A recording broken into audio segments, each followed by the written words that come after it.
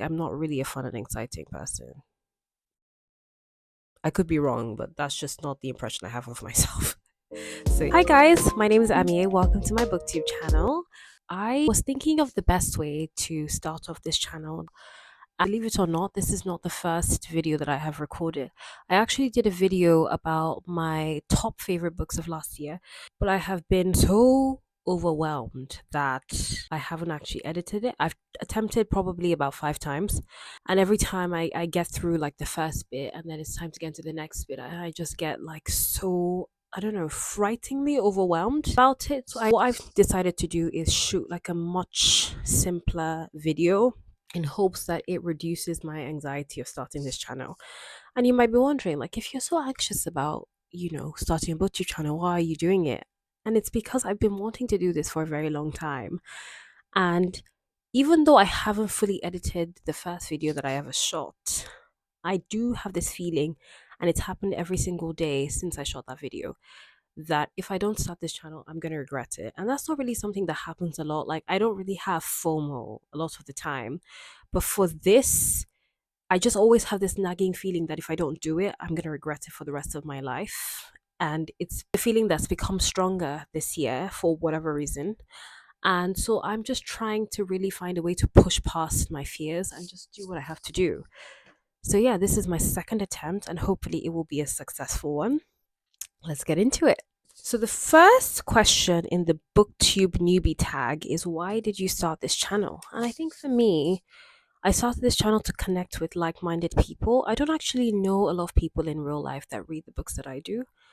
So this channel is an attempt to really connect with people and find people who, like the same things. But even if you don't like exactly the same things, a common ground that we can connect, with. I've watched BookTube for a very long time, and I see how much fulfillment that the booktubers that I subscribe to get out of it. And I always thought, well, it would be quite nice to be able to do the same things. I also don't really know a lot of Nigerian booktubers or like a lot of Black British booktubers. So I thought it would be like a nice sort of like niche area to get into and to really see how I can find more people, connect with more people, talk to more people.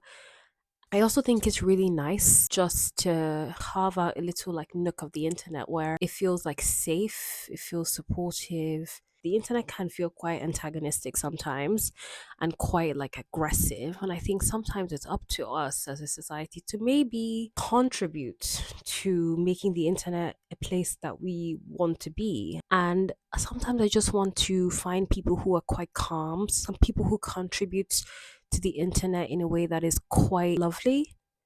And I think sometimes you have to look beyond yourself to really do it. It's like it's okay looking for people to do it, but at the same time, maybe sometimes it's good for you to do it yourself.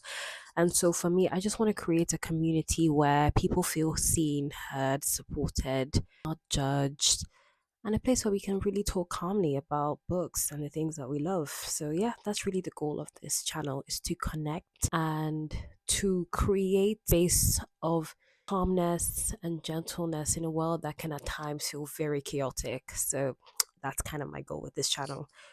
We'll see, because you grow and you evolve. I don't know where I'm going quite yet, but I do know that I want to do this for those reasons, and I hope that you'll join me on this journey. Second question is, what are the fun and unique things you can bring to YouTube?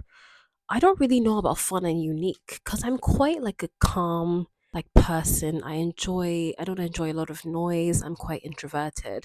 So I don't really think in terms of bringing something fun and exciting, I don't really know what I could bring that hasn't necessarily been done before. I feel like there's so many different YouTubers from all over the world and they're all doing super different things. So I don't know about fun and unique, but I do know about just creating a space where we can talk, we can learn from each other, we can grow, and we can all just be happy and take a breath and have a coffee or a tea and just relax. So I think I'm bringing more relaxed vibes as opposed to fun and exciting, because I feel like I'm not really a fun and exciting person. I could be wrong, but that's just not the impression I have of myself. Next question is, why do you love reading? Honestly, like everyone says, escapism, it's nice to be able to escape into a reality that's different from your own, especially when things are quite chaotic or uncertain. It's quite nice to know that you could immerse yourself in a world that is so different to your own. Another thing is learning. I love the prospect that I might learn something new, that I might grow, that I might evolve through the words of someone else. I like the fact that I could learn about different points of history with books because I feel like history in school is not all encompassing. So I think reading is one of those things where you can go back to a time period that you didn't exist or that you would never have experienced, and you can actually learn about it and it can affect you in a deep way. So an example might be like, reading about the Holocaust. I would never have, experienced the Holocaust. I wasn't born when the Holocaust happened. But at the end of the day, it's nice that I can read books written by authors who have written about the Holocaust. And even like closer to reality is I wasn't born during the slave trade. I wasn't born when slavery was legal. The things that they went through were horrendous. I think books provide a way to keep history alive, to remind us of what human beings are capable of so that we don't repeat it. I love reading because it's informative, because you can escape, and because it just makes me feel like an overall richer person in terms of how much knowledge I have, in terms of how much I can learn, how much I can expand, and how much I can grow. Reading opens a whole new world, things that you didn't even think were possible, even with things like romance, which is why I sort of get annoyed when people try to put down romance as like a silly genre. The amount of things I've learned from romance books, I would never have learned if I wasn't reading. The fact that somebody can put words together and it can change the way you look at the world, it can fundamentally change who you are. The fact that people possess talents of that magnitude, honestly, it's truly the most remarkable thing. And I think being able to read is probably one of the greatest privileges of my life. And I do not take it for granted. Truly, it's one of the greatest gifts. And I'm so happy that I have it. And I'm so glad that there are people out there churning out work that we can all enjoy and learn from and grow from. That is why I love reading. What are you most excited for about this channel?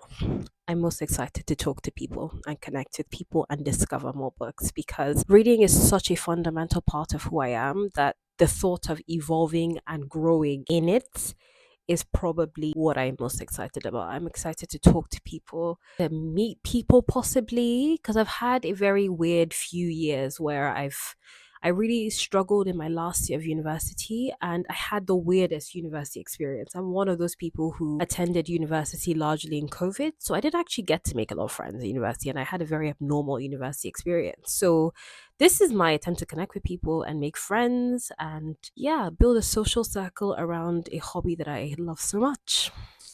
Next question. What book or series got you into reading? I don't actually remember the book or series that got me into reading. It must have been one of those like vampire books because we had, funny enough, when I was in secondary school, we had a really good library and it had like all these like teen books. So I'm trying to remember which one got me into it. It might have been the Vampire Academy by Rochelle Mead. It might have been that series because I have memories of reading a bunch of vampire series, but that's the first one that comes to mind. So I think it would be that actually. I think it would be the Vampire Academy series. I discovered it when I was about like 15. And I was like, "Ooh, this is exciting." My sister did have the Twilight series, but I was not a reader when she had that, and I wasn't interested, especially because I watched the movies. So I would say definitely the Vampire Academy. I think it might have been the first series that I completed, and I was very proud of myself because I tend to have quite a short attention span and I'm not very good at concentrating. So for me to have finished that series was a very big accomplishment for me. And yeah, it definitely opened my world into like reading and the joys that you could get from it. So I think it was definitely Vampire Academy. I could be wrong. It could also be My Love Lies Bleeding. I can't remember who wrote that. Alexandra Harvey or something. Or there's another, yeah, I think it was one of those two. I definitely remember those two series. Also, I did concentrate a lot on series. I don't know why my brain picked that up and discarded the fact that it said what book or series. So on the book front, I actually discovered Chimamanda Ngozi Adichie in secondary school as well. I read Purple Hibiscus by her. It is one of those books that fundamentally changed the way I look at life. It was a very formative book for me. Purple Hibiscus is a very, very heavy book. It's told from the perspective of a girl who experiences abuse by her father. She goes away to stay with her aunt and discovers like a whole new way of living that's not so strict, that's loving, that is not abusive. That book changed everything for me. It's a book that I struggle to even talk about because it's such a heavy topic, but I think everybody should read that book. Chimamanda is definitely one of the greatest authors that exists because she just has a way of drawing you in. And even though her subject matter is quite heavy, you can't put down her books. There's just so much to learn. There's so much to extract from them. Like when I'm reading a Chimamanda book, I almost feel like I need the words in the books as much as I need oxygen to breathe. And I think that's why she's so talented, is that she tells these really important stories, no matter how heavy they might be, and they not only entertain you but they teach you so much, and they teach you to think about things that you probably might not have thought about. And she has these completely imperfect characters that are just going through very human things, and I feel like you can find yourself in so many of her characters. She doesn't have one-dimensional characters. They're so complicated and they're so layered. And it was nice to read a book about a Nigerian family because I am Nigerian. So it's always, even though the family is quite different to mine, could still connect. And so I think that for me, that was a very fundamental book and definitely made me read all of her other books as well. So that definitely could be considered as a book that got me into reading. Next question. What questions would you ask your favorite booktubers? That's a really good question. I would ask them how they manage to balance booktube with real life because that's something that I have struggled with, like learning how to balance it with my job, with spending time reading, with spending time going out, exercising. So I think for me, that would be probably the most important thing that I would ask them. How do you balance booktube with your real life? Especially for the ones that are not full-time creators. That I think would be the first place I would go because I just want to know, because I'm even now I'm confused about how to approach things, how to balance things, how to get better time management. And so and I also would like to know what motivates them, what keeps them going, especially at turbulent times, when they feel troubled, when they feel maybe not so happy, when they feel sad. Like what keeps them going? How do they keep churning out amazing content when they're not feeling so good? Because the booktubers that I follow are very positive, and it's not to say that they're perfect humans, but it's like they make an effort to put out things that uplift people. They're not just on the internet to troll people or to insult people. They're there because they love books and they want to chat and they want to talk to people about books. So I think for me, I would ask them how they keep going when they don't feel their best. Next question. What challenges do you think starting a booktube channel will be hardest to overcome? Huh. I think I've already touched on this, but I think one of the toughest things will be balancing it with my full-time job, because I do have a full-time job. I have struggled to carve out time to shoot and edit videos. So I think that will be a huge part. Like just finding, trying to balance it with my real life. I also think putting myself out there is quite a challenge. I will say it's taking a significant amount of effort for me to film this video and put it on the World Wide Web, because I think I'm a very private person and I think I'm also quite introverted. It's taken me a while to admit it, but the internet is a place that scares me. And for me, that is what I find the most challenging, to put myself out there in this way, because it makes you vulnerable to all types of things. And I want to make sure that I'm actually positively contributing to the internet. Otherwise, I don't really see a point in doing this. If I'm not making content that I'm proud of or that I can stand behind, or if I'm not contributing positively in a place that can at times feel so negative, I'm just like, what is the point? So for me, I think it will both be balancing it with my full-time job, as well as overcoming and the anxiety that I feel and my ability to be overly critical of myself and my content. I don't feel like I'm at a point where I'm overly confident in my abilities to put out content, letting myself grow at an organic pace rather than expecting perfection upfront, which is what I expect of myself, which is very strange considering that I'm a human. Sometimes I have to remind myself that I'm actually a human being, because sometimes I don't really I don't know if that makes sense. I don't see myself that way, even though I should. It's so easy for me to accept other people being human and moving at a human pace. But for me, I'm very overly critical of myself and my own ability. So I think for me, one of the challenges would be giving myself grace and giving myself permission to grow steadily, to appreciate the fact that, I am a newbie, and that's what this tag is all about. I'm not being ashamed to appear that way in front of you, because I think that's been part of what has held me back so much. When did you start reading? That's actually a really good question. Okay, I guess there could be two answers to this. So when I was in primary school, we had dedicated reading time. So we would go to the library at school, and then we would read for an hour or something like that. And so I would say that was more compulsory reading.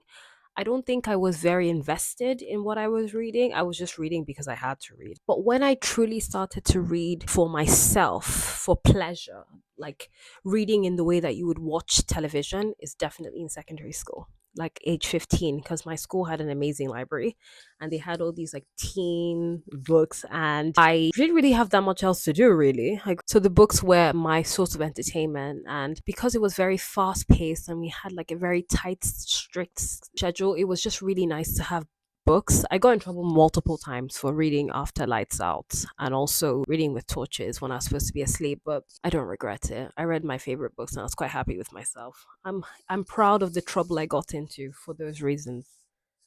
And I was very happy that I could read, because I really thought there was something wrong with me, because my attention span is not the best. I've always struggled with being able to concentrate on one thing. So for me, the fact that I was able to read, I was extremely proud of myself. So I started reading at a very early age because it was, compulsory at school. But I started reading for myself at 15. Next question is, where do you read? I read everywhere. I read in my bedroom. I read on the bus when I'm going to work. I read at work. Sometimes when I don't have much to do, I read on my break. I read on the train. I read everywhere, especially because I read largely on my phone. So that's quite nice. I read everywhere because it's convenient for me to read everywhere. So there's no specific place that I read. But my favorite place to read is definitely in my bed. That is the most comfortable and that is the best place for sure. Next question is, what kind of books do you like to read? For now, it's actually fantasy and romance. So that they are the books that have probably made up majority of my reading. I would say YA when I was younger. I would love to read a lot more genres. I would like to expand. So that's something that I'm looking to do this year. I haven't necessarily started. I've read pretty much exclusively romance this year because I've been feeling it. But I'm definitely hoping to get into other genres because I feel like that would be quite expansive. And then the last question is, what does your book collection look like? My book collection is not very big, I have to say. And that's largely because I graduated university 2 years ago and I stayed in student accommodation pretty much throughout. So the prospect of moving books along with everything else that I had to move was just the worst thing in the world for me, because when you have to move every year, it's completely overwhelming. Like the house I live now, it's actually the longest time I've been at a place since I moved out of my parents' house. So for now, I'm very, very happy with the 18 books that I own because it's a bit less overwhelming. One of the more important aspects is that I don't believe in owning books especially physical books. I don't believe in owning books I don't love. So for me, even though I would love a library, ideally, it would be a library that encompasses books I really love. Because I'm also somebody who doesn't like a lot of clutter. I don't want to buy books for the sake of just buying. And also because it's very expensive. I cannot afford a whole library of books, that's for sure. Otherwise, I'd have to pick between like physical books and eating or something like that. So, personally, my book collection is not very big. I think I own just 18 books, but I'm happy with them because they're books that I love. You can see some of them probably here. So, I'm also looking into using the library more instead of just purchasing because it's obviously better for the environment, and also just being more conscious of the things that I spend money and not just spending money just to spend money. You know what I mean? Because when you think about it, like there's so much waste, and I'm looking into becoming more financially responsible as well. So that plays a part into it. But yeah, I'm hopefully you will see my collection expand over time. But right now it's a very, very small collection. But I'm completely fine with that. Come on, if you tune into this video and you watch to the very end, I would like to thank you so much. I know I'm conscious of the fact that this is probably not the best book video that you've ever seen, and the fact that you have stayed to watch the whole thing is truly something that I'm thankful for. Thank you so much for listening to me rant. Thank you so much for staying with me. I really hope you can like, comment, and subscribe. Tell me about how you got into books. Tell me the kind of things that you would like to see. Yeah, just hope that you can make yourself at home here and we can connect and we can talk and we can have a good time. I hopefully will be posting the video that I shot before this one, which was the my favorite books of 2024. I'm hoping that I get to editing that properly and putting it out there for you, which I think will help in terms of getting to know what I actually enjoy and seeing the books that I've rated very highly as well. So, yeah, thank you so much for joining me, and I'll see you next time. Bye.